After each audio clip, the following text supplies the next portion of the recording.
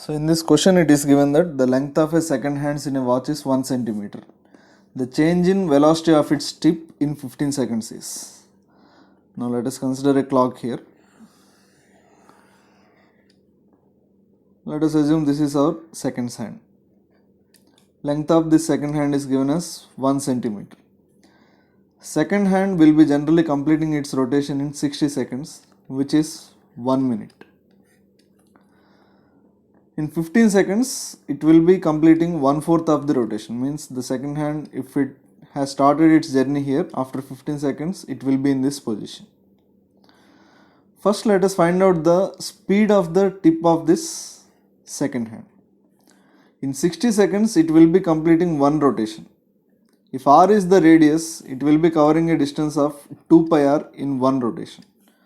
So if you want the speed of the tip will be 2 pi r upon 60 seconds.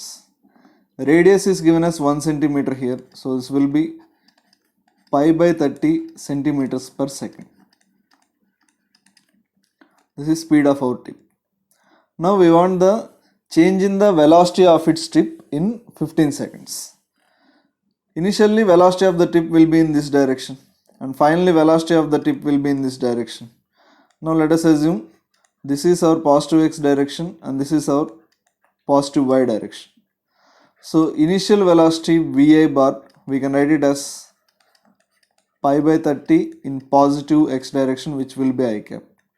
Final velocity vf bar will be pi by 30 in negative y direction minus j cap. We want the change in velocity. Change in velocity will be final velocity minus initial velocity. So this will be pi by 30 into minus I cap minus j cap. Here we are given only with the magnitudes. So here we can say magnitude of the change in velocity will be pi by 30 into root of 1 square plus 1 square, which will be root 2 centimeters per second, which is option D.